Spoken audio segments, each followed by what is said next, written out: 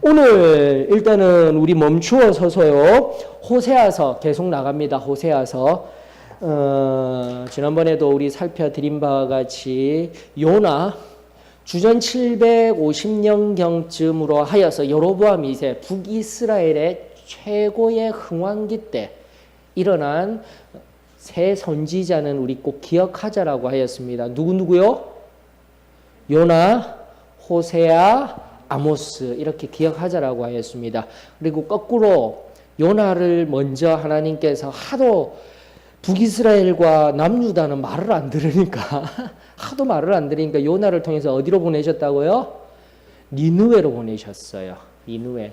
그 당시 가장 큰 강대한 세력으로 그리고 성경에 나오는 5대 제국의 제일 처음 제국이 되어지는 아수르 세계사의 지명으로는 아시리아입니다. 아시리아.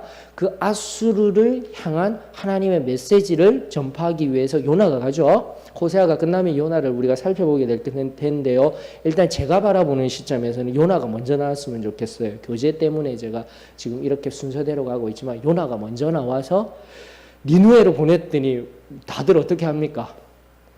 회개해요. 이야, 회개하는 우리 하나님이 신이 나신 거예요. 여러분들 이런 성경적인 흐름을 자꾸 보셔야 돼요. 신이 나시니 우리 하나님께서 누구를 보내셨다라고요? 북이스라엘에는 일단은 사람이 없으니까 누구를요? 그리고 두로아에 있던 뽕나무 잎 따던 농부 아모스를 하나님께서 부르셔서 말씀을 주시고 어디로 보내신 거예요? 북이스라엘로 보내었다라는 것. 그러면서 뭐요?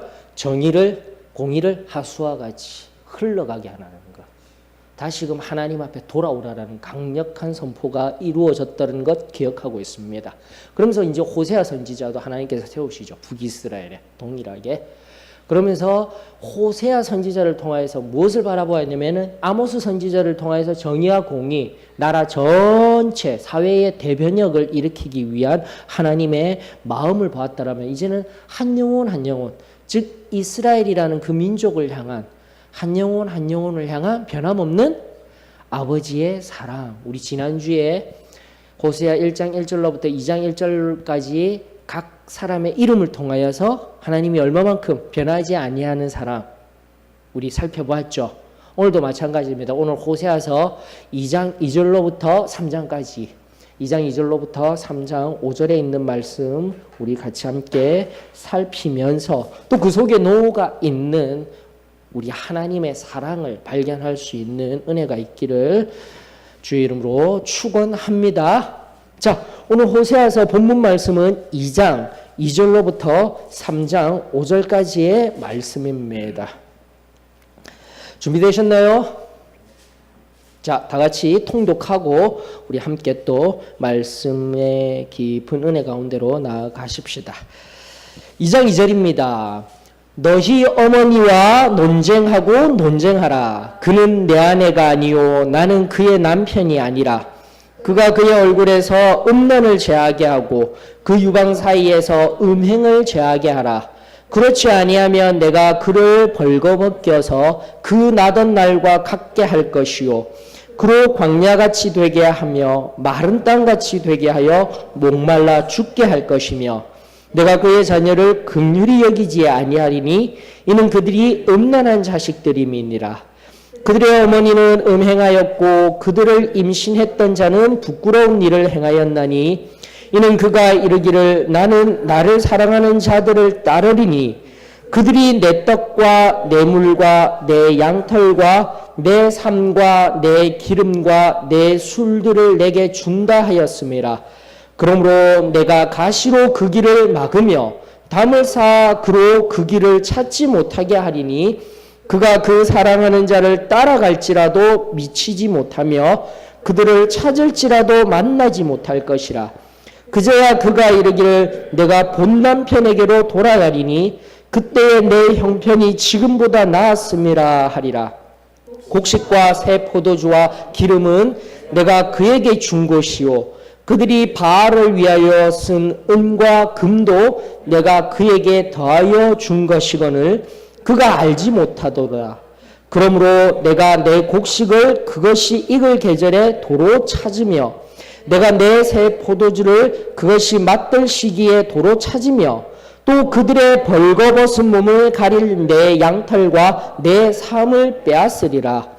이제 내가 그 수치를 그 사랑하는 자의 눈앞에 드러내리니 그를 내 손에서 건져낼 사람이 없으리라.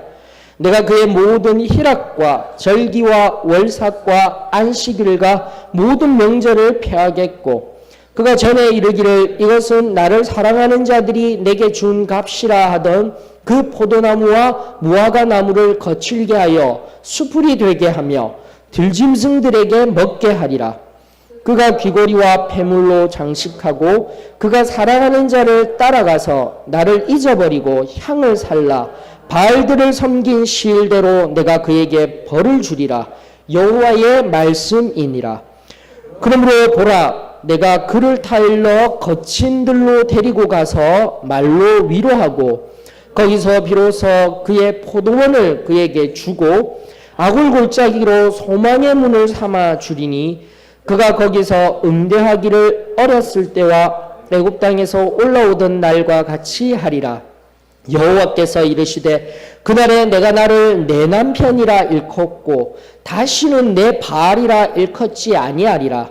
내가 바알들의 이름을 그의 입에서 제거하여 다시는 그의 이름을 기억하여 부르는 일이 없게 하리라. 그날에는 내가 그들을 위하여 들짐승과 공중의 새와 땅의 곤충과 더불어 언약을 맺으며 또 이 땅에서 활과 칼을 꺾어 전쟁을 없이 하고 그들로 편안히 눕게 하리라. 내가 내게 장가들어 영원히 살되 공의와 정의와 은총과 긍휼이 여김으로 내게 장가들며 진실함으로 내게 장가들리니 내가 여호와를 알리라. 여호와께서 이르시되 그날에 내가 응답하리라. 나는 하늘에 응답하고 하늘은 땅에 응답하고 땅은 곡식과 포도주와 기름에 응답하고 또 이것들은 이스라엘에 응답하리라. 내가 나를 위하여 그를 이 땅에 심고 긍휼히 여김을 받지 못하였던 자를 긍휼히 여기며 내 백성 아니었던 자에게 향하여 이르기를 너는 내 백성이라 하리니 그들은 이르기를 주는 내 하나님이시라 하리라 하시니라. 여호와께서 내게 이르시되 이스라엘 자손이 다른 신을 섬기고 건포도 과자를 즐길지라도 여호와가 그들을 사랑하나니 너는 또 가서 타인의 사랑을 받아 음녀가 된 그 여자를 사랑하라 하시기로 내가 은 15개와 보리 한 호멜 반으로 나를 위하여 그를 사고 그에게 이르기를 너는 많은 날 동안 나와 함께 지내고 음행하지 말며 다른 남자를 따르지 말라. 나도 내게 그리하리라 하였노라. 이스라엘 자손들이 많은 날 동안 왕도 없고 지도자도 없고 제사도 없고 주상도 없고 에봇도 없고 드라빔도 없이 지내다가 그 후에 이스라엘 자손이 돌아와서 그들의 하나님 여호와와 그들의 왕 다윗을 찾고 마지막 날에는 여호와를 경외함으로 여호와와 그의 은총으로 나아가리라. 아멘. 자, 우리 하시거나 하신 것들 있으시면 나누어 주셔요. 궁금하신 것이나 나누고 싶은 것들이 있으면 우리 함께 나누어 보십시다.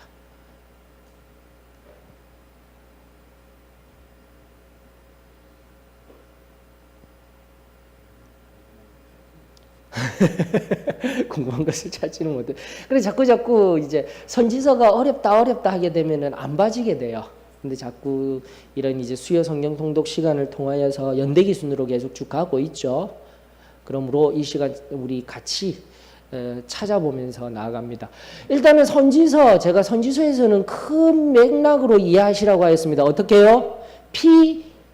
이러면 나오죠? Prophets, Judgment, Speech라고 하였습니다. 선지서의 첫 번째는 뭐예요? 심판을 선언합니다. 그러나 그걸로 끝난 게 아니죠? PHS, Prophets, Hope, Speech. 반드시 희망이 있어요. 소망이 있어요. 이 본문도 마찬가지입니다. 그게 보이셔야 돼요, 여러분들. 특별히 호세아서는요, 제가 지난주에 말씀드렸죠. 시작하면서 말씀드린 바와 같이 구약의 복음서예요. 복음이요, 이 호세아서에 계속 녹아 흘러가고 있어요. 그것을 찾으셔야 돼요. 심판이 선포되었지만은 계속해서 어떻게 해요? 하나님의 사랑, 끊임없이 소망을 주시고 다시금 돌이키기를 원하시는 하나님의 사랑이 흘러나가고 있습니다라는 구도를 계속 선지서에서 발견하게 되면 선지서 한 말씀 한 말씀이 은혜인 거예요, 여러분들. 심판으로 영원히 죽을 수밖에 없는 우리들을, 교회를 하나님께서 영원한 생명으로 살려주셨죠. 그 은혜가 얼마나 감사한지요. 다시 한 번 더 우리 주님 앞에 서게 하는 이 귀한 말씀들 오늘도 복이 되어지고 은혜가 되어지는 역사가 있기를 원합니다. 자, 우리 지난주 1장 1절로부터 2장 1절까지는 그 이름의 의미를 통하여서 참된 복음의 말씀을 끄집어 올렸다라면 오늘 맥락 속에서 좀 살펴봐야 돼요. 맥락 속에서. 여러분들 제가 이제 말씀드리는 것을 한번 체크해 보셔요. 6절에요. 그러므로 중요한 구절들. 일단은 접속사들이 나오게 되면은요, 이 이유로 한 그러므로라는 것은 앞선 이유를 근거로 해서 결과를 도출하는 용어예요. 접속사가 굉장히 중요해요. 그러므로 보이시죠? 그러면 그 앞절이 무엇 때문이라는 겁니까? 이유가 되어서 5절이 이유가 되어서 6절 이하로 이러한 결과들이 있을 것이다 라는 게 해석되어지는 거예요. 맞죠? 그러면서 제가 묵상 과정 했죠. 묵상 과정의 세 가지 방법 뭐죠? 관찰, 해석, 적용할 수만 있다면 네 번째 나눔까지 가야 된다라고 하였습니다. 관찰할 때 무엇을 가장 중요하게 여기라고 했냐면 하나님의 말씀, 내가 그냥 관념적으로 가지고 있는 것을 말씀 앞에서 철저하게 끊어내셔야 돼요. 관찰할 때는요, 동사를 유심히 보셔야 된다고 했습니다. 동사 다음에 중요한 것이 바로 이런 접속사예요, 여러분들. 그 맥락적으로 이행하기 위해서는요. 그래서 다시 한 번 더 그러므로 중요한 용어입니다. 앞전 이유에 대한 결과를 이야기하는 겁니다. 그러므로 히브리어로는 can이라고 합니다. can. 그러면서 굉장히 중요하게 사용되어지고 있어요. 그러므로 또 찾아볼까요? 그러므로가 또 어디 있을까요? 9절입니다. 맞죠? 9절. 예, 맞아요. 근데요, 중요한 것은 8절이 뭐라고요? 8절 앞에다가 세모를 해놓는 거예요. 이유라는 뜻입니다. 그럼 앞선 6절을 앞에다가 5절은 뭐죠? 또 세모를 하는 거예요. 이유라는 것입니다. 그러면 이제 한눈에 보이기 시작하는 겁니다. 말씀들이. 그리고 또 찾아볼까요? 14절에 또 있네요. 맞죠? 그러므로 라고 있어요. 근데 이번에는 10절로부터 13절까지가 이유예요. 세모로 딱 표시해 두시면 도움이 되실 것입니다. 자, 지금까지는 그러므로 세 번이 나왔는데 여러분들 14절에 그러므로는요, 조금 다른 거예요. 역접이에요. 그러니까 그러므로라고 번역되는 것보다 벗으로 번역하는 게 가장 좋아요. 하나님. 보셔요. 앞에 13절만 봐도 13b절만 봐도 나를 잊어버리고 향을 살라 바알들을 섬긴 시일대로 내가 그에게 벌을 주리라. 맞죠? 여호와의 말씀이니라 이래놓고 그러므로 했으면 그 앞전 이유와 함께 결과도 같이 순접의 그러니까 같은 이꼬르의 문맥상에 해석이 되어져야 되는데 뒤에 말씀 보면 그렇지가 아니에요. but이라는 역접, 그러니까 역전시키는 접속사로서 이해를 하시는 게 더 도움이 되실 것입니다. 그러면서 그러므로 보라 내가 어떻게 하겠다고요? 바로 이스라엘을 내 사랑하는 그 자녀들을 어떻게 하겠다고요? 타일러서 다시금 돌이키게 하겠다라는 하나님의 사랑이 흘러가고 있는 것입니다. 그러면서 또 하나님의 말씀을 깊이 살피는 거예요. 그러면서 이제는 여호와께서 이제 그러므로보다 여호와께서 이루시되라는 용어가 중요한 겁니다. 16절에 여호와께서 이루시되 보이시죠? 그러면서 어떻게 하겠다라고요? 이제부터는 희망이 선포되어지는 거예요. 맞죠? 보이시죠? 그러면서 또 21절에요. 여호와께서 이르시되 보셨습니까? 맞습니까? 그러면서 그걸 네모로 딱딱 표시해 두면 도움이 되시는 거예요. 희망을 선포하고 있구나. 희망을 주시는구나. 그리고 3절에 보면은요, 복합적으로 해석하세요. 없어요. 본문 원어에는 없지만 여기에 그러므로 앞전 것과 동일하게 해서 저는 그렇게 해석을 하고 있어요. 그러므로 여호와께서 내게 이제 이르시되, 바로 내가 너를 사랑한다니까, 내가 이르시되 너를 사랑한다니까 한 것을, 그 사랑을 어떻게 표현하는 겁니까? 3장 1절로 이미 앞서 호세아와 결혼하였던 고멜이 다른 남자와 눈이 맞아서 도망가 있는 상태예요. 다른 곳에 살고 있는 상태예요. 근데 그걸 어떻게 하겠다라고요? 다시 데려오겠다라는 거 아닙니까? 데려오는데 어떻게 해요? 2절에 보면 은 15개와 보리 한 호멜 반 대속하고요. 복음이 다 들어가 있어요, 여러분들. 즉 결국은 3장 5절 끝까지 읽어보게 되면 예수 그리스도의 대속물을 통한 땅 끝까지 복음이 전파되어지는 은혜가 있는 거예요. 23절이 엄밀하게 이야기하면 열방까지 복음이 전하여지는 선지자의 외침이 들려지고 있는 것입니다. 2장 23절 앞절 말씀에, 물론 3장 전체도 포함하고 있습니다. 자, 이런 맥락 속에서 바라보면 선지서도 그렇게 힘든 게 아니구나라는 것을 경험하실 수 있을 것입니다. 괜찮으시죠?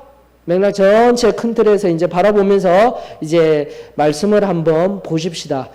특별히 2절에 보게 되면은요, 2장 2절로 돌아가게 되면은 나는 그의 그는 내 아내가 아니요, 나는 그의 남편이 아니라라는 것은 뭐냐면은, 여러분들 구약에 보게 되면은 이혼을 하고 싶을 때 어떻게 이혼을 할까요?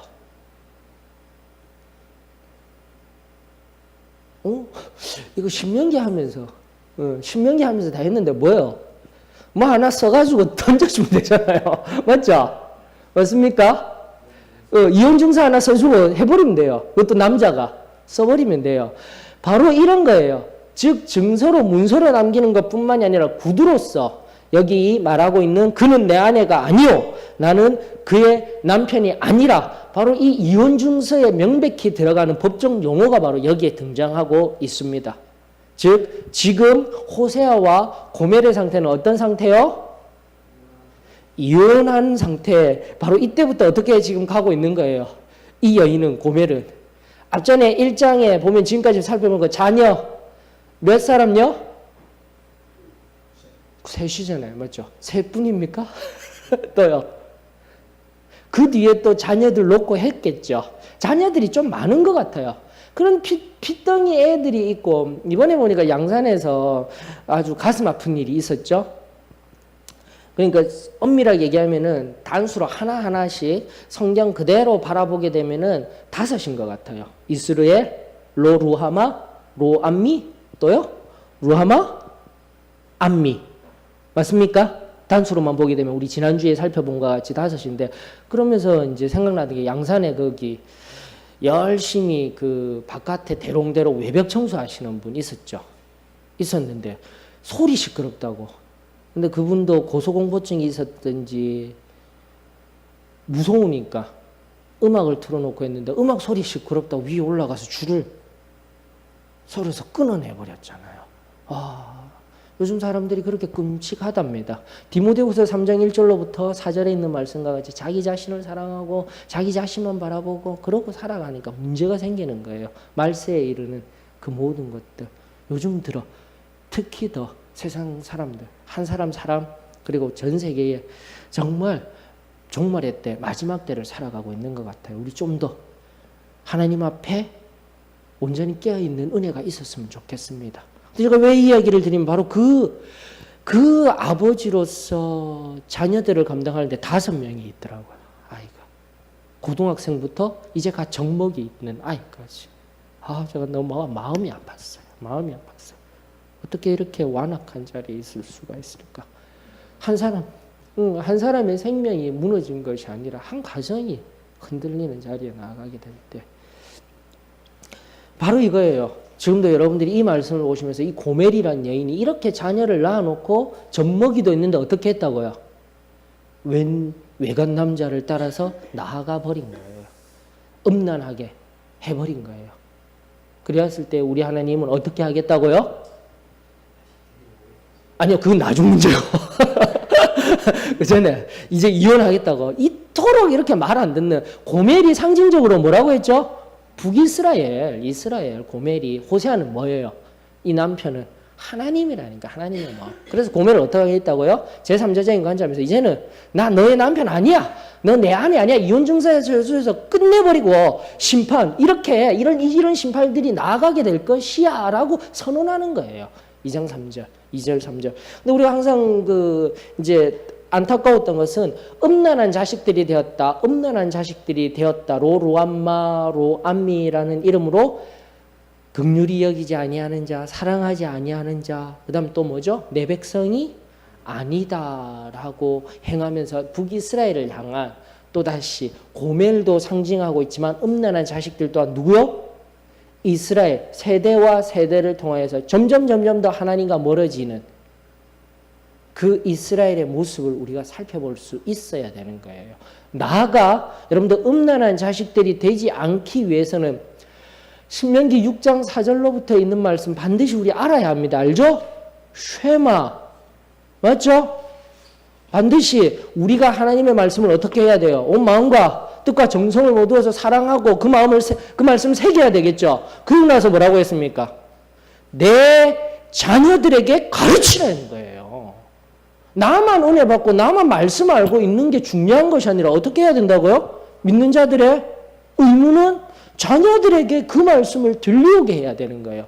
엄밀히 얘기하면 이 호세아서에서 얘기하는 거 앞서도 말씀드린 시대와 시대를 흘러서 여로보암 2세까지 흘러나온 시대, 또 나아가 오므리 왕조가 무너지고 예후 왕조가 들어섰음에도 불구하고 점점 더 해서 다시 돌아와서 하나님 곁에 하나님 말씀으로 돌아오지 아니하고 시간이 흘러서 세대가 흘러가고 있음에도 불구하고 점점 어떻게 되는 거예요? 하나님 말씀에서 점점 더 멀어지는 그들을 향하여서 음란한 자식들. 음란하니 다른 음란함이 아니에요. 바알과 아세라를 섬기는 실질적인 모습도 있지만 하나님의 말씀을 배워야 하는데 배워서 나 안에 새겨서 삶 속에서 어떻게 해야 돼요? 적용하고 그대로 행하고 하는 자녀들이 되어야 되는데 그러지 못한 그 자녀들을 향한 하나님의 또 다른 마음의 외침이다라는 것을 우리 기억해야 합니다. 자, 우리들에게 적용해야 됩니다. 여기 나오신 여러분들의 발걸음 예수 그리스도의 이름으로 축원합니다. 지난주부터 계속 얘기하고 있죠. 우리 자녀들 하나님의 말씀 앞에 설 수 있도록 이제라도 새롭게 우리 가정부터 시작해야 합니다. 가정부터 하나님의 제단 앞에 하나님의 말씀 앞에 한 걸음 한 걸음 나아가는 은혜가 있었으면 좋겠어요. 우리 성현숙 어머님도 마찬가지고 앞에 우리 정모님도 마찬가지고 내 자녀들은 늦어서 이제는 안 돼. 이게 아니라 누구부터요? 우리 할머니, 할아버지는 누구부터요? 끊임없이 얘기하고 있죠? 손주들에게 영향력을 나타내야 되는 거예요. 하나님 말씀 앞에. 내 자녀들이 이제 커서 잘 안 들어요? 아니요. 이제 내 손주들에게 하나님의 말씀이 온전히 전하여지기를 원합니다. 말씀 앞에 세우겠습니다. 라는 그 은혜가 있었으면 좋겠습니다. 자, 그러면서 2절, 3절을 통하여서 일단은 결론의 말씀, 내가 이제는 이혼하고 3절 다 같이 읽습니다. 어떻게 하겠다고요? 내가 그를 발가벗겨서 그 나던 날과 같게 할 것이요. 다 빼앗아서 내보내겠다라는 겁니다. 두 번째, 그로 광야같이 되게 하여 마른 땅같이 되게 하여 목말라 죽게 할 것이다. 말씀의 은혜, 앞선 우리 말씀의 기근의 때 아모스 선지서를 통해서 그래서 제가 요나, 아모스, 호세아를 봐야 된다라고 한 거예요.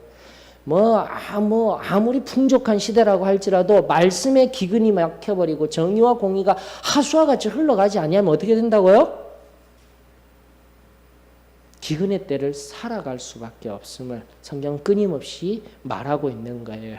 다시 한번 더 요나, 아모스, 호세아를 통하여서 이렇게 말씀을 흘려보내면서 왜 이런 말씀들을 하시는지 우리가 깨달았으면 좋겠습니다. 다시 한 번 더 메마른 심령으로 오늘날 내 육체의 삶은 편안하고 배는 따뜻할지 몰라도 내 영혼이 하나님 앞에 풍성한 은혜의 자리 앞에 풍성한 깊은 샘 가운데로 생명수 샘 가운데로 나아가는 은혜가 날마다 저희들 가운데 있기를 원합니다. 4절까지도 음란한 자식들 이민이라 라는 의미들도 쭉 말씀을 통해서 우리가 살펴보았습니다. 자, 그러므로 하였으니까 5절의 이유가 됩니다. 5절 이유 다 같이 읽습니다. 시작. 그들의 어머니는 음행하였고 그들을 임신했던 자는 부끄러운 일을 행하였나니 이는 그가 이르기를 나는 나를 사랑하는 자들을 따르니 그들이 내 떡과 내 물과 내 양털과 내 삶과 내 기름과 내 술들을 내게 준다 하였음이라. 바로 이거예요. 이유가 뭐죠? 음란한 자리로 나아가 이제 실질적으로 들어가십시다. 하나님의 말씀의 부족입니다 라는 것은 우리에게 적용함으로써 말씀의 다른 틀에서 바라보았다면 실제적인 이 시대의 음란함의 기준은 무엇입니까?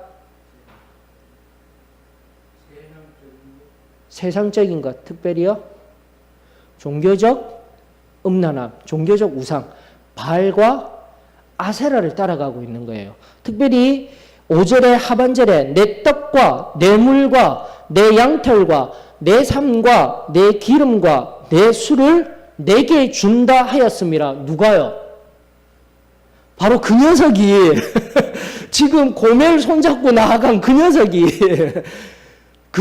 이렇게 준다 하여서 따라갔던 거예요. 그가 누구라고요? 바알과 아세라 선지자. 그러니까 성경을 바라볼 때도 바알 따로 아세라 따로 나왔을 때는 다르게 우리가 해석할 수 있지만 바알과 아세다로 이번에 그 사무엘상에서 마지막 우리 그 사무엘의 고별 설교에 나왔습니다. 바알과 아세라가 함께 등장할 때는요. 뭐라고요? 번영이에요. 풍성이에요. 다른 해석 없습니다. 바알과 아세라는요. 철저하게 세상적인 번영과 풍성을 이야기하고 있는 겁니다. 지금도 마찬가지예요.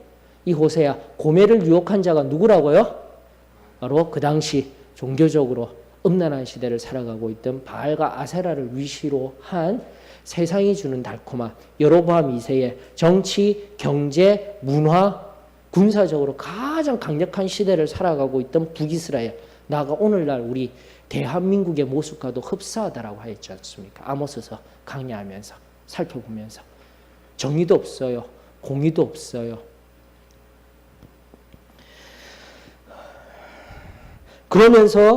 그러므로 그 이후에 흘러가는 말들이 무엇입니까? 우리 하나님께서 두 번에 이중적으로 걸쳐서 6절과 8절에 다른 거 아니에요. 내가 원래 포도주도 주었고 원래 다 주었지 않느냐. 응?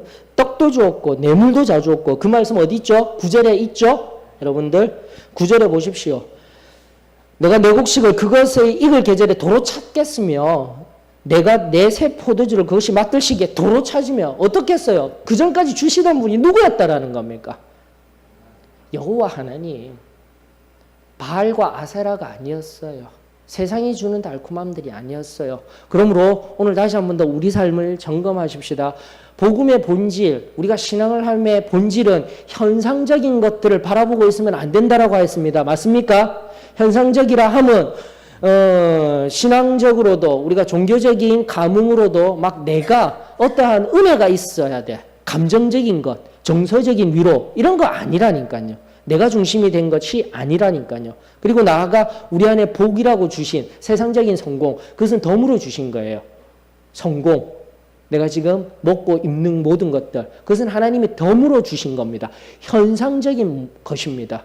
우리 무엇을 하였기 때문에 현상적인 문제가 아니라 존재론적으로 누구와 함께하며 누구 속에 거하였으며 누구를 인정하고 있었기 때문에 그게 핵심이에요. 여러분들 신앙이 바로 그거예요. 다른 거 바라보면 안 돼요. 오늘날 여수 갔을 때 향이람 올라가 보셨죠? 제가 깜짝 놀랐어요. 그 유명한 절이라 하더라고요. 그 특히 일출 보러 갈 때는 전부 비나이 다러 가잖아요. 거북이마다 문동경이 그리 많아요. 그 커다란 거북이 혹시 보셨습니까? 저 뒤쪽으로 가는 그 커다란 거북이 목에요. 새끼줄이 있으면서 10,000원짜리, 1,000원짜리 막 지폐도 막 묶어놨더라니까요. 그리고 등령문 해가지고 등령문 혹시 읽으신 분 있으십니까? 그 장강 올라갈 때 용문이라는 그 물살이 된 곳을 넘어서 가야지 성공하고 한다라는 거. 아니 그런 게 왜 절에 있어요? 나는 이름 다 적어서 시험에 성적하는 거, 입사 시험, 무슨 입시 그 이름 다 적고 거기서 기도하면 다 된대요. 다 된대요. 여러분들 그게 무슨 예. 완전 좀 깜짝 놀랐어요. 거기 가서 풍경은 너무나 좋았는데 영적으로는 제가 정말 힘이 들었어요. 엄밀한 심리적으로. 그렇다고 제가 불교를 비하하거나 하지는 않습니다. 결코 다른 종교를 비하하거나 하고 싶지는 않습니다. 그러면서 오늘날에 우리가 종교적 행위를 현상을 통해서 내가 잘되고 잘되어서 복을 받아서 덤으로 내어주신 그것에 초점을 맞추어서 살아가는 인생이라면 우리 다시 한 번 더 우리 신앙을 다시 처음으로 돌려야 돼요. 다시 한 번 더 우리 가운데 주신 이 모든 덤으로 내어주신 이 모든 것의 근원 존재적으로 우리가 누구를 섬기고 있었기 때문에요. 여호와 하나님을 섬기고 성령 하나님과 온전히 동행하며 날마다 예수 그리스도의 그 피보혈의 공로 속에 살아내고 있기 때문에 하나님이 덤으로 주신 거예요. 무엇이 중요합니까? 여호와 하나님, 성령의 임재, 나아가 예수 그리스도의 피보혈로 날마다 내 죄가 사하여지는 그 은혜가 우리를 지금 현상적으로 결과적으로 내어주신 은혜라는 것을 잊지 아니하였으면 좋겠습니다. 보이시죠? 도로 찾을 거야. 결코 바알과 아세라 그리고 고멜이 따라간 그 남자가 준 것이 아니라 내가 너희들을 애굽에서 지금까지 끌어내어서 지금까지 함께하며 내 보이지 아니하는 손으로 내가 너희들에게 다 주었던 거야. 근데 너희들 이렇게 가고 있으면 내가 도로 찾을 거야. 도로 찾을 거야. 하나님이 눈물로 그 마음으로 2절이 선언같이 느껴지지만 선지자를 통해서 앞서 말씀드렸습니다. 저지먼트를 선포한 것 같지만 심판을 선포한 것 같지만 이제 우리가 무엇을 봐야 됩니까? 14절에 그러므로를 봐야 되는 거예요. 여러분들 14절에 그러므로 그러면서 뭐라고 하십니까? 다 같이 읽어볼까요? 14절부터 시작.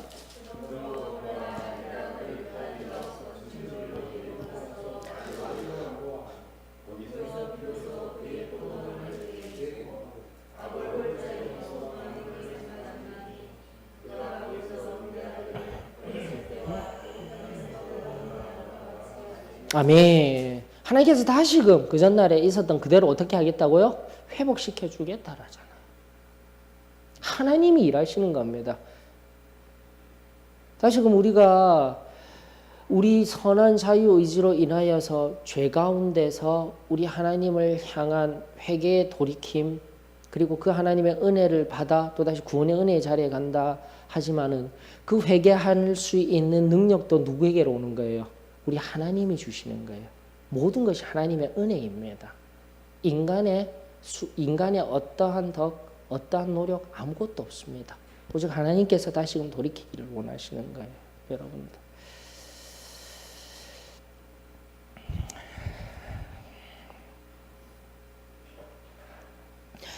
제가 이제 회개로 넘어가기 전에 하나는 또 꼭 말씀을 드렸으면 좋겠어요. 여러분들 저기 11절 한번 보십시다. 11절에 보게 되면은 현상적인 것들 뭐 포도주, 포도나무, 가원, 삶 그런 물질적인 걸 주는 게 문제가 아니라 11절에 보면은 하나님이 뭐라고 하고 있어요. 내가 그의 모든 희락과 절기와 월삭과 안식일과 모든 명절을 폐하겠다라고 하고 있어요. 여러분들.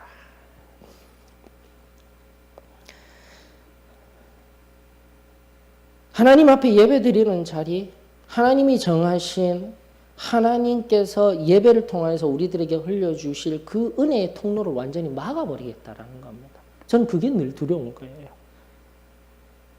하나님 앞에 예배드리는 매 주일마다 예배드리는 예배 그리고 오늘 이렇게 수요일날 하나님 앞에 하나님의 말씀을 들을 수 있는 시간 우리가 귀히 여기지 아니하고 우리가 하나님의 존전 앞에 나가려고 하지 아니하면 우리 하나님 어떻게 하시겠다고요? 다 닫아버리셔요. 거기다가요 나중에 여러분들 알지 않습니까? 말라기 이후로 400년 동안 선지자를 보내시지 않습니다. 말씀이 끊어져 버려요. 말씀이 막 많이 흘러나오는 것 같지만 앞서 말씀드린 복 주고 잘 되고 거기에 무슨 능력이 있습니까, 여러분들? 우리 영혼이 바짝바짝 메말라 들어가는 그런 시대를 살아갈 수밖에 없어요. 저는 우리 소망교회가 그런 자리에 있지 아니하기를 원합니다. 그래서 우리가 말씀을 바라볼 때요, 절기, 희락이라고 여기 왜 번역이 되었는지 모르겠어요. 히브리 원어와 영어에서는 셀레브레이션이라고 되어 있어요. 축제와 같은 거예요, 여러분들. 원래 예배는요, 기쁨으로 드리는 거예요. 원래 그래요. 구약에서 예배라는 의미의 것들은 여기서 희락이라고 번역되어져 있는데 정말 하나님 앞에 온 마음의 기쁨으로 드리는 것이 예배이고 하나님 만나는 때가 되어져야 할 줄로 믿습니다. 절기는 아시죠? 신명기 16장 16절에 보게 되면 외우기도 쉬워요. 1616 딱 머릿속에 넣어두세요. 거기에 이스라엘의 3대 절기 나오잖아요. 6월절, 77절이라 불려지는 오순절, 그 다음요 초막절, 장막절이라고 되어져 있는 거. 이거는 기본적으로 우리 계속 지금 성경 공부를 해서 계속 하잖아요. 유대, 이스라엘의 3대 절기. 그러니까 희락이 넘치는, 기쁨이 넘치는 셀레브레이션과 같은, 축제와 같은, 페스티벌과 같은 예배와 함께 절기들, 당연히 드려야 할 절기들. 여러분들 왜 그만큼 농경사회에, 특별히 가나안 땅에서 농경사회에 이것이 중요하냐면은 6월절 같은 경우는 봄에 보리 베는 절기가 6월절이에요. 그리고 나서 50일이 딱 지난 시점에 뭐가 옵니까? 여름에 오순절이 오면서, 오순절이 뭐냐? 밀 베는 거예요. 밀 베는 때. 밀 베는 때라는 용어가 나오게 되면 이때가 오순절이구나. 오순절과 관련된 신약적인 의미는 성령이 임하시는 때구나라는 걸 아셔야 돼요. 그 다음에 초막절이 언제입니까? 가을 무렵에. 히브리력으로는 7월달경이죠. 7월달. 우리 태양력으로는 9월 정도 됩니다. 9월달 되어지게 될 때 뭐가 있죠? 초막절. 그때 뭐를 거두어 드리냐면 포도. 그 고대 근동 지방의 포도. 가장 우리가 그들이 잘 먹을 수 있는. 여러분 가나안 땅에 진입할 때 뭐 들고 왔었어요? 포도. 그만한 거 들고 오면서 진짜 젖과 꿀이 흐르는 땅이구나. 그만큼 포도라는 것은 오히려 반대적인 의미에서 바알과 아세라의 반대적인 의미를 해서 포도라는 의미는 하나님이 주시는 번성을 의미해요. 무화과 나무도 마찬가지고요. 그걸 하나님께서 다시금 다 주시겠다라고 약속하는 말씀의 구절이 오늘 본문 속에 다 흘러 들어가고 있는 거예요. 절기도 마찬가지입니다. 안식일, 월삭은 매달 처음 드리는 하나님 앞에 나팔을 불면서 7월 1일, 그러니까 유대력으로 7월 1일이 바로 나팔절 절기죠. 그러면서 1년이 시작되는 거예요. 우리로 치면 1월 1일 새해가 밝히는 거예요. 나팔절이라고 해서 나팔을 힘차게 불면서 시작되는 절기가 바로 거기 있어요. 그러면서 제가 중요한 절기가 7월 10일이라고 했죠. 대속제일 이런 것들. 이미 지금 우리 쭉 신명기, 민수기 거치면서 다 했었던 거예요. 의미들을 다 했었어요. 명절의 의미. 그런데 왜 또 월삭의 의미는 뭐냐면 하루에 이렇게 시작하듯 제일 첫째 날 월삭의 의미들은 다 같이 모여서 뭐합니까? 모든 걸 쉬어요. 매매도 금지합니다. 상업도 금지합니다. 안식일만 금지하는 것이 아니라 바로 월삭 때도 모든 것을 내려놓고 뭐하는 거죠? 하나님 앞에 우리 모든 것을 다시 시작하자. 월삭. 그래서 중요합니다.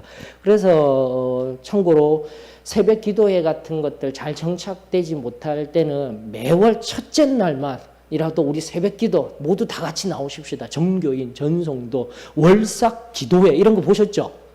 다른 교회 그 의미가 거기 있는 거예요. 매월 첫째 날만큼은 하나님 앞에 온전히 예배드리며 나아가십시다라는 의미가 바로 거기 있는 거예요. 참고로 우리 교회 이제 다음 내년도부터 뭐 한다고요? 렉치오 디비나. 우리 계속 그렇게 할 거예요. 우리의 방법. 하나님의 말씀을 쭉 읽고 겸손히 엎드려서 또다시 기도하는 시간 시작하게 될 것입니다. 기억하시면서 하나님의 말씀과 더불어 하나님 앞에 나아가는 시간들을 우리 하나씩 바로 세워져 나갔으면 좋겠습니다. 다시 한번 11절 체크하시면서 가장 아픈 것은 포도원 빼앗아 가겠다, 내가 다시는 세마포도 안 주겠다 이런 게 중요하지 않아요. 우리들의 눈의 앞에서 11절의 말씀 다시 한번 더 하나님의 은혜를 가로막는 하나님이 그 모든 것을 피하는 것을 두렵고 떨리는 마음으로 우리 여겨야 할 줄로 믿습니다. 결국 14, 15절을 통하여서요. 이제 16절에 있죠. 다시 한번 더 여호와께서 이르시되 14, 15절을 통하여서 회복시키겠다.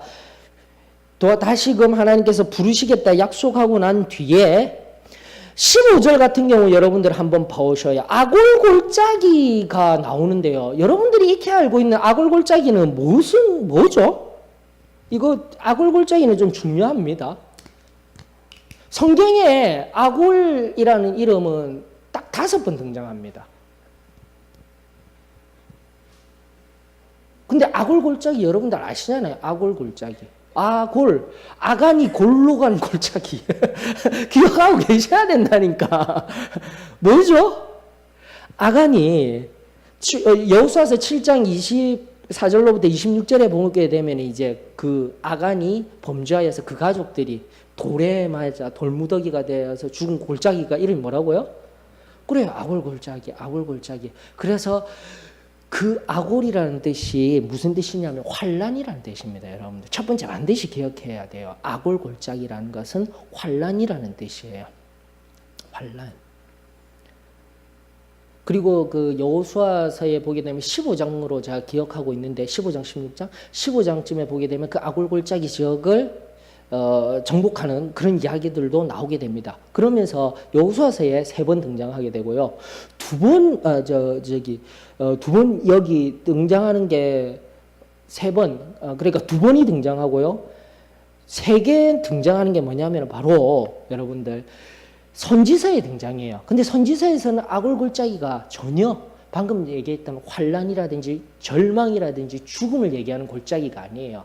특별히 우리가 관념적으로 믿고 있는 성도들에게는 아골골짜기 하면 뭔가 무서운 골짜기 아니야? 나중에 저기 계시록 너머에 있는 최후의 전쟁이 일어나는 아마겟돈 전쟁이 일어나는 거기 아니야? 그래서 부정적인 뉘앙스인데 선지서에서는 철저하게 뭐죠? 긍정이에요. 이 2가지 의미를 여러분들이 알고 있으셔야 돼요. 방금도 지금 호세아 지금 2장 15절에서 뭐라고 이야기하고 있습니까? 아골골짜기로 소망의 문을 삼아 두리라. 자, 찾아보십시다. 이사야서 65장 10절 빨리 찾아보셔요. 누가 큰 소리로 읽어주셔요. 이사야서 65장 10절.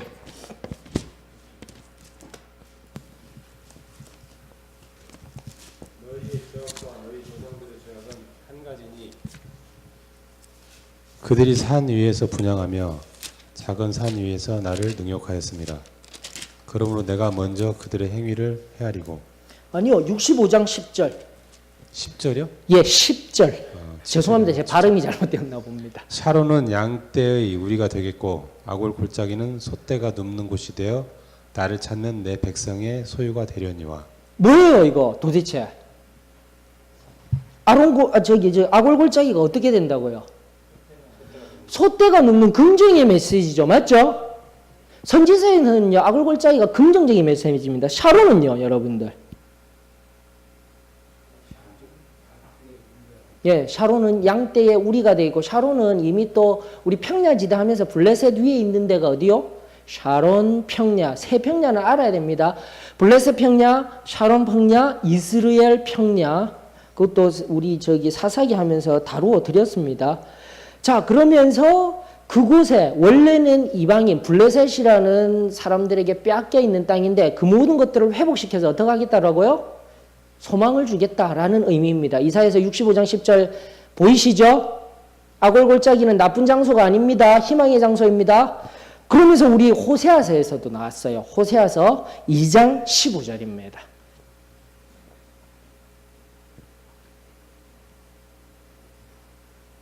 찾으셨습니까? 읽어주셔요.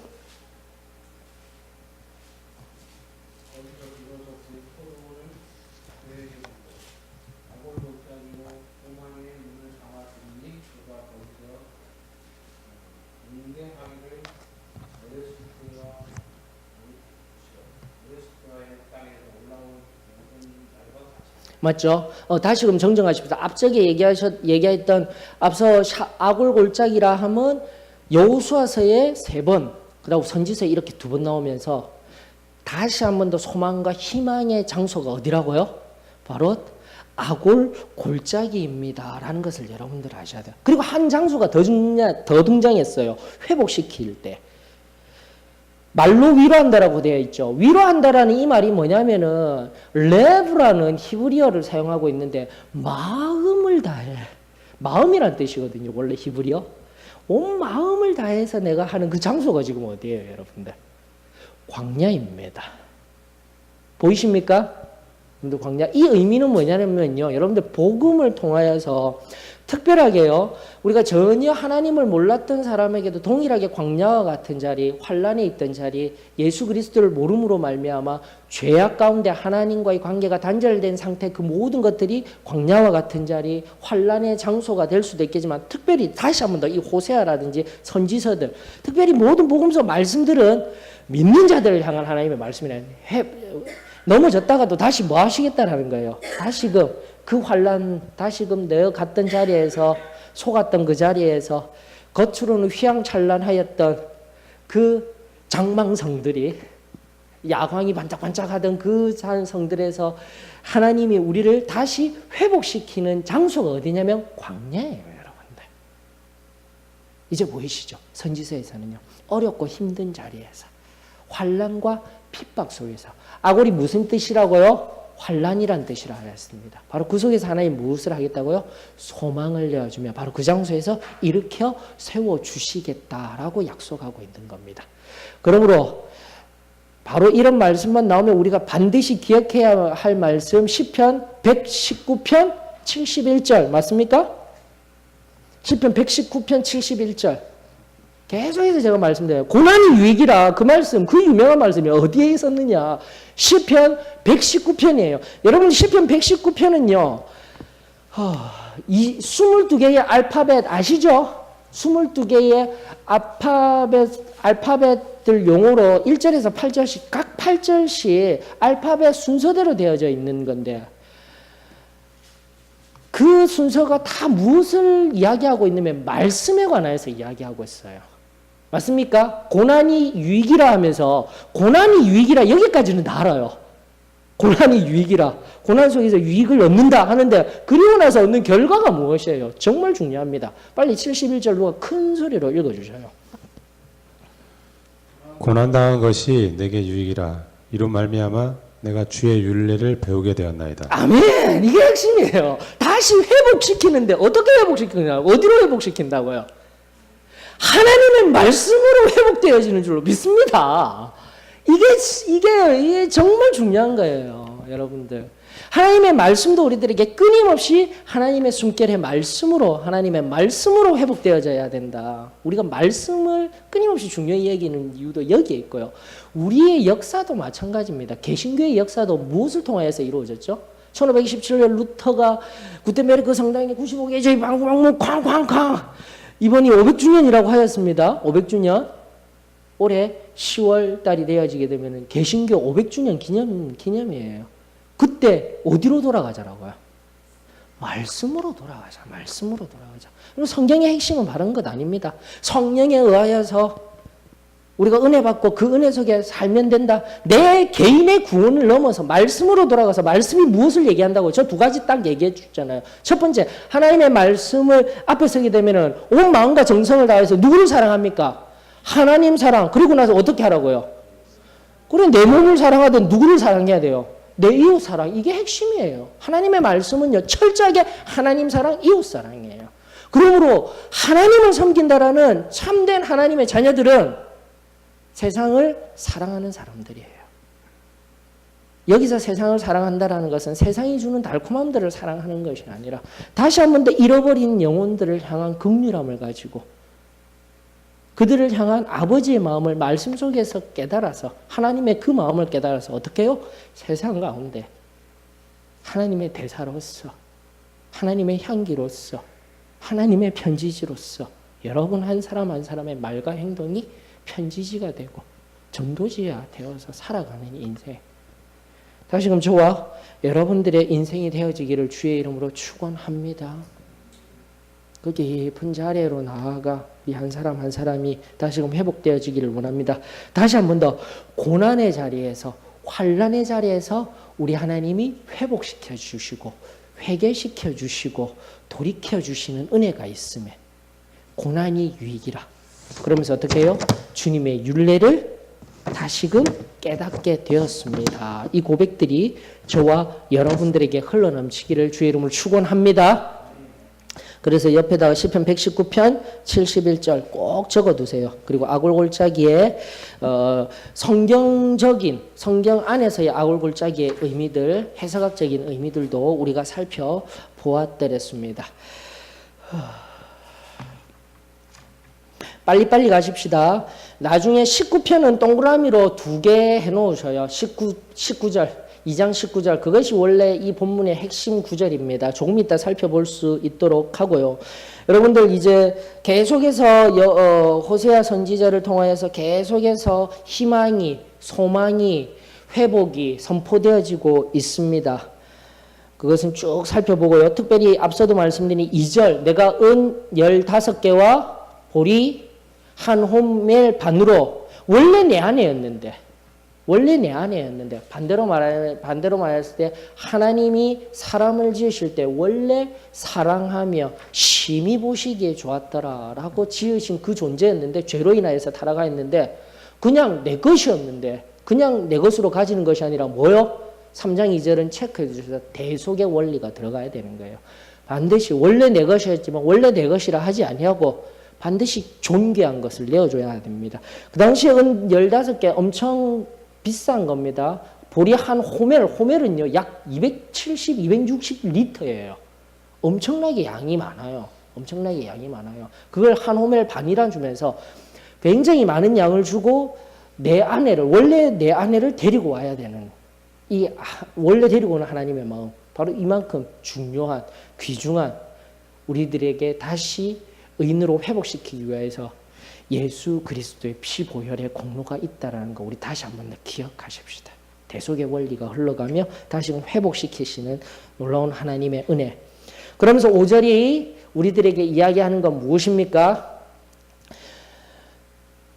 동사들 한번 찾아보세요. 동사들 하나. 이스라엘 자손이 돌아와서 첫 번째 반드시 돌아와야 됩니다. 회개가 일어나야 돼요. 리턴이 일어나야 돼요. 회개는 끊임없이 일어나야 됩니다.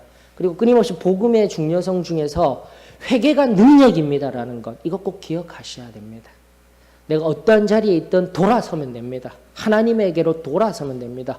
돌아서서 누구를 찾아야 된다고요? 나 답 다 가르쳐줘. 찾아야 됩니다. 여호와 하나님을, 그들의 왕을 다시 찾으면 되는 거예요. 돌아서서 다른 것도 다른 세상을 바라보라는 것이 아니라 여호와 하나님, 우리들의 참된 왕 예수 그리스도를 찾으면 되고요. 그 다음요.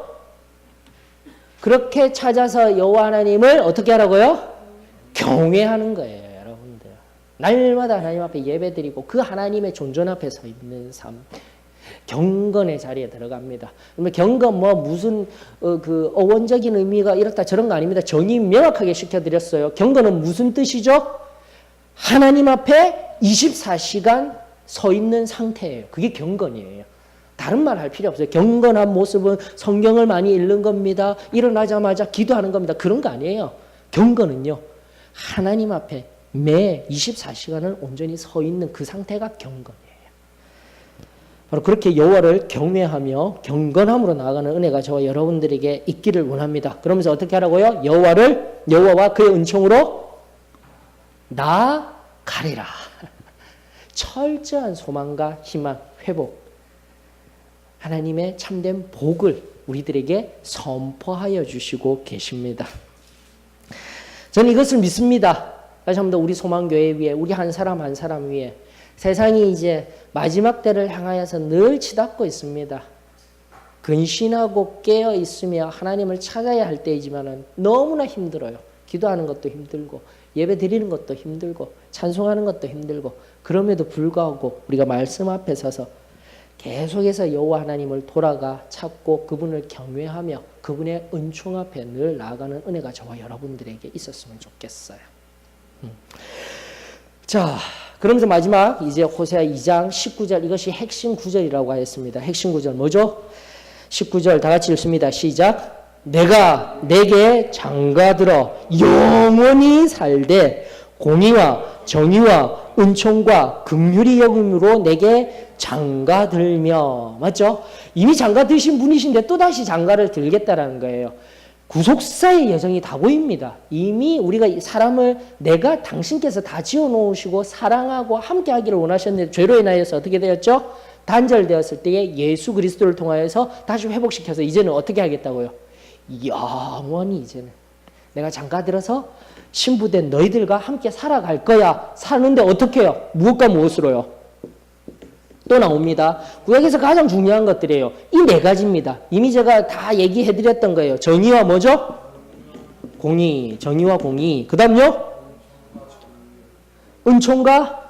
은총과 긍휼. 예, 은총과 비슷한 말인데 다 같은 말 아니에요? 예, 맞습니다. 은총과 긍휼.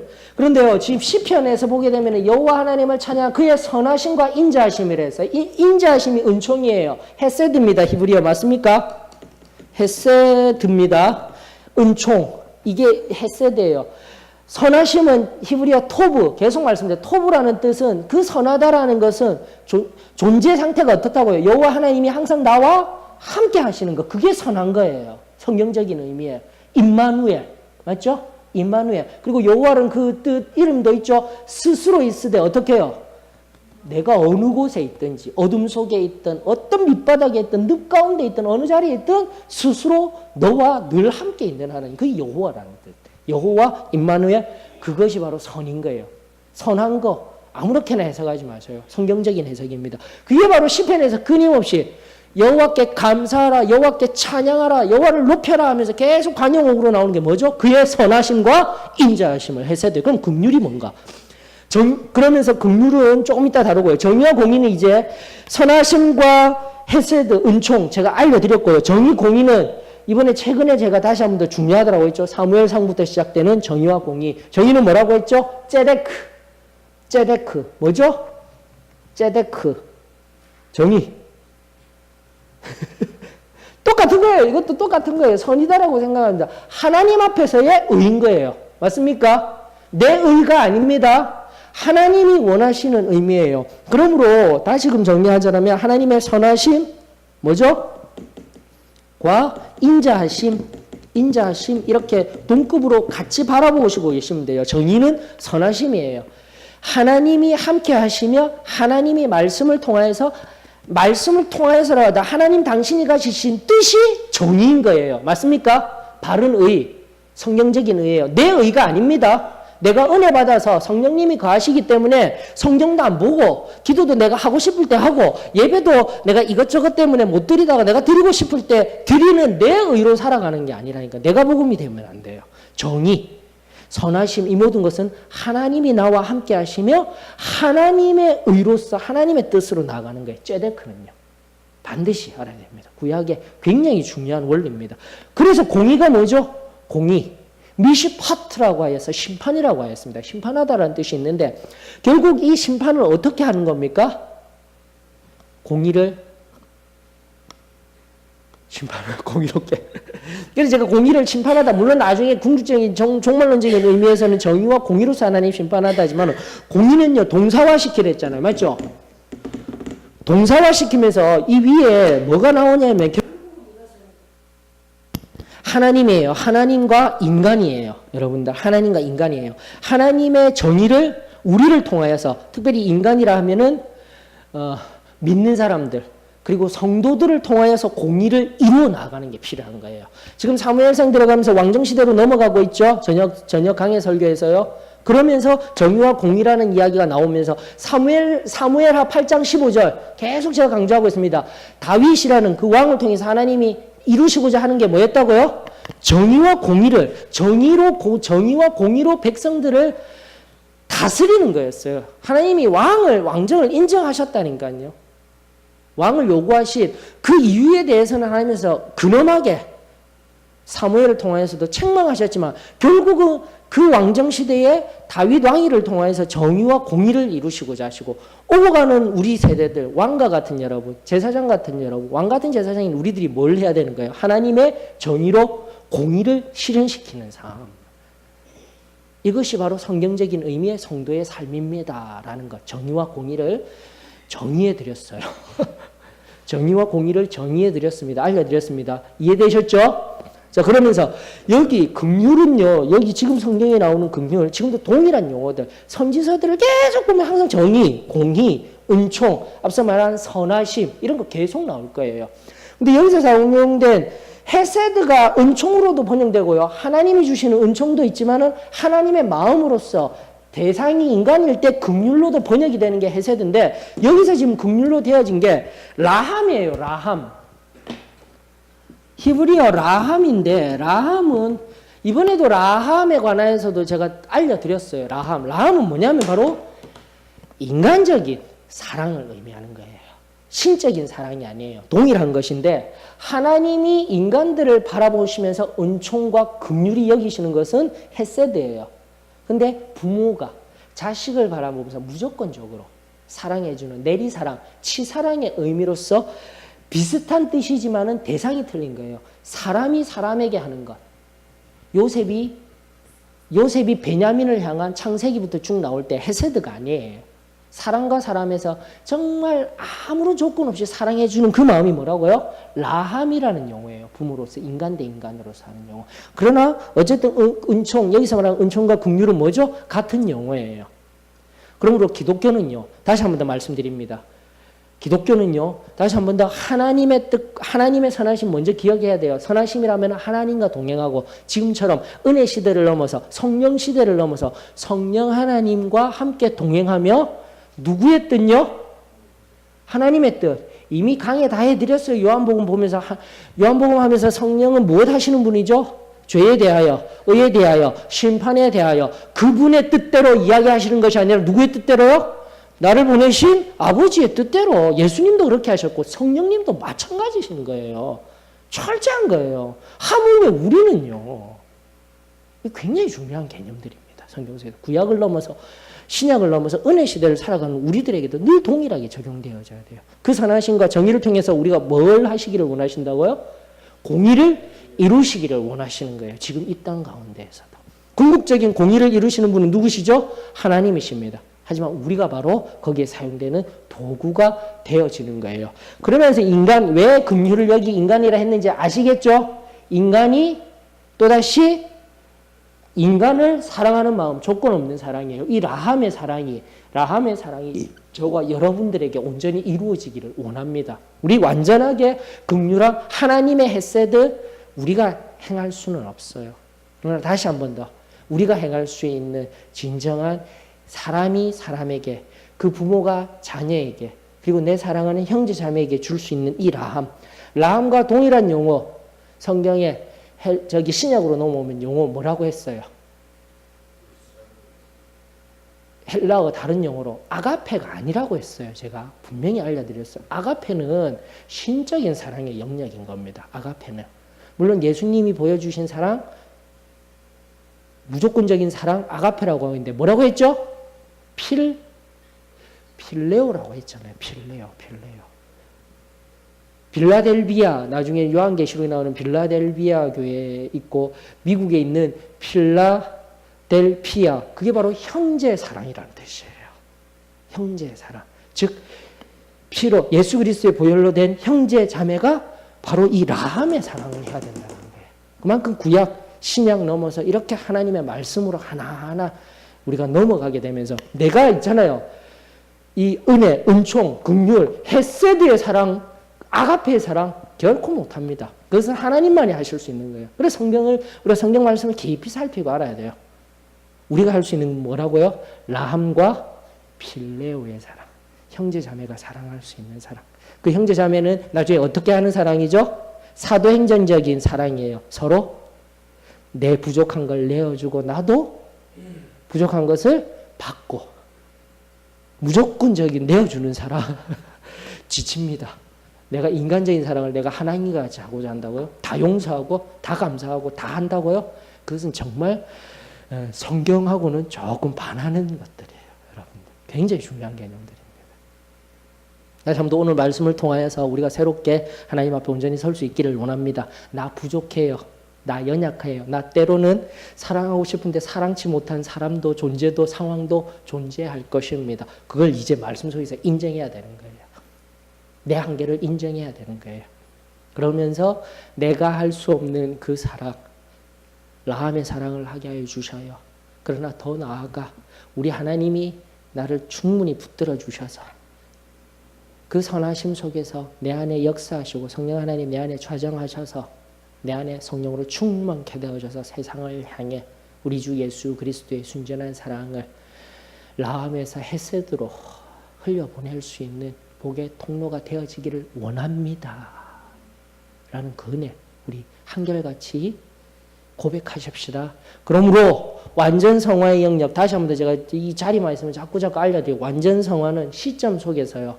우리가 성결함 받아서 시점 속에서 헤세드의 사랑을 이룰 수 있어요. 하지만 우리가 자꾸 육체도 덧입었어요. 세상을 자꾸 알아가요. 세상의 지식들이 들어와요. 그렇게 되면은 완전 성화의 상태, 그 100%의 완전한 상태에 늘 가한다 못한다니까요.